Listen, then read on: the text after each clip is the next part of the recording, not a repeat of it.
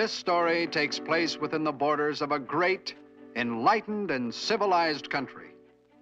This is the story of a certain city and what it did about this common curse that plagued the land. This is the story of Anyburg, USA. Now, the traffic situation in Anyburg was normal enough.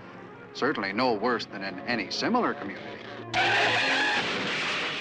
what was a little different in Anyburg was a certain growing feeling of dissatisfaction with their traffic troubles. Homicide on the highways was increasing at a startling rate. And the Anyburgers found that they were becoming somewhat annoyed. In fact, good and sore. It was very obvious to them who was at fault, the automobile. And so the automobile was placed on trial for its life. Will the prosecutor proceed with a cross-examination? Ladies and gentlemen, behold, on the stand a representative of this criminal band. You are an automobile, are you not? Answer the question, you rattling old putt. Your Honor, I beg leave to consult with the witness.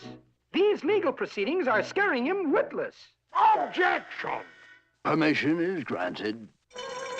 Now, calm yourself, Lizzie. Don't get in a tizzy. The judge is supposed to be neutral. But is he? Come, enough of this coddling. I've got to be, toddling. Isn't it the absolute truth that you roared through a 20-mile zone, flagrantly making of our speed laws a mockery? That you then did crash into a restaurant and smash all the crockery?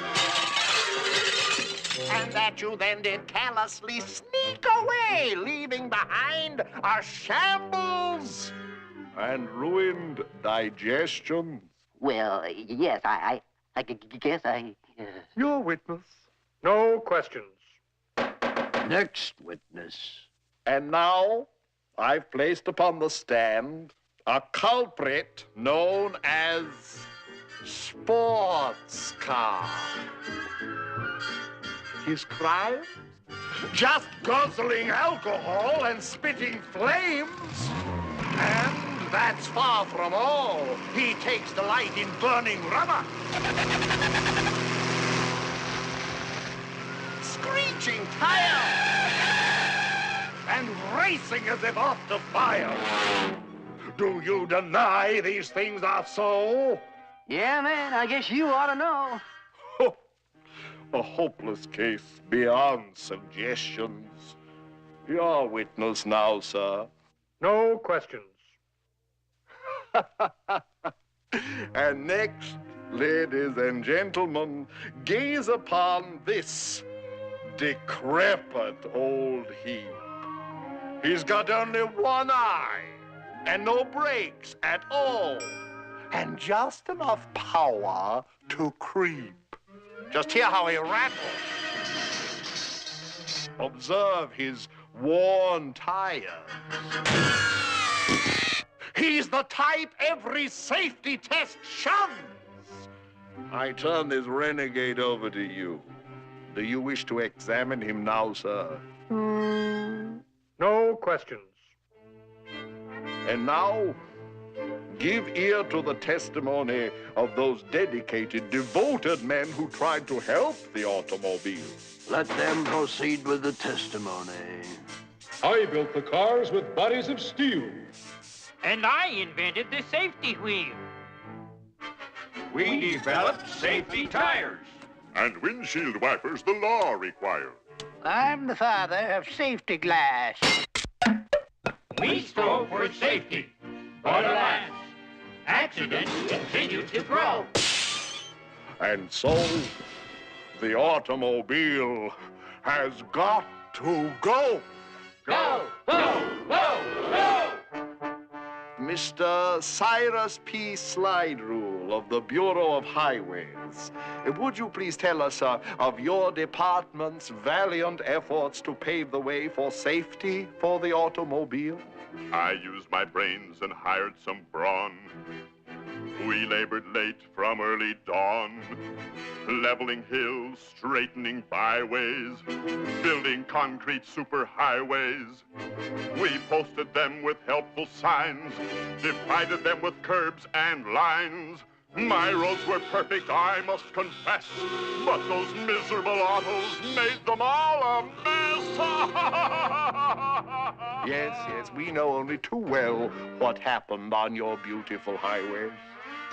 To the automobile's depraved mind, these perfect roads were an invitation to open the throttle, step on the gas. They took delight in following dangerously close behind each other with spectacular and disastrous results. Oh, there's only one end to this tale of woe. The automobile has got to go! Ladies and gentlemen, I rest my case. I know you will bring in without delay a verdict of guilty. And now, what has the attorney for the defense got to say? With your indulgence, I'll set the scene. Please gaze upon my magic screen. Now, what appears before your eyes? A speeding automobile, would you surmise? Let's fade the car out, if we can. And what's revealed?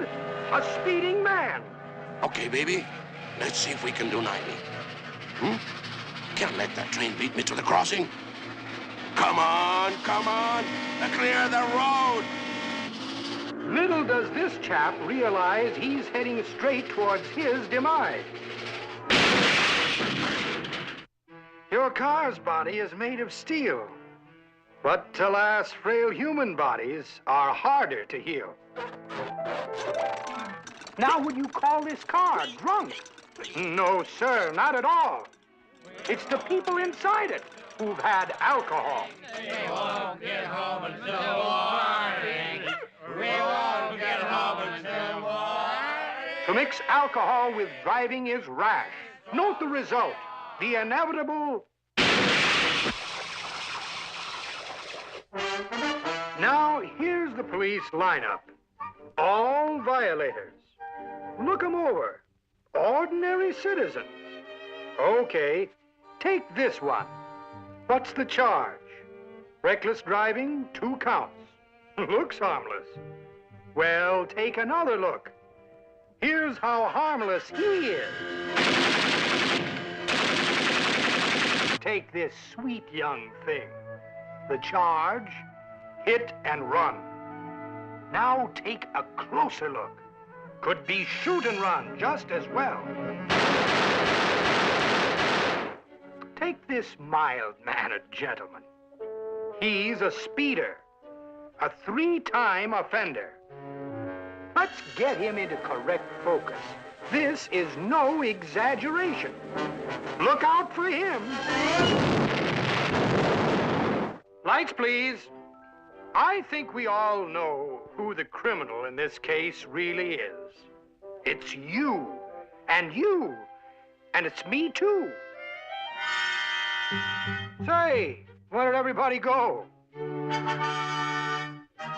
Aha, they've seen the light of day. The trial is done, and you have won. The results of this trial were far-reaching. People all over the country took it upon themselves to drive with politeness and consideration.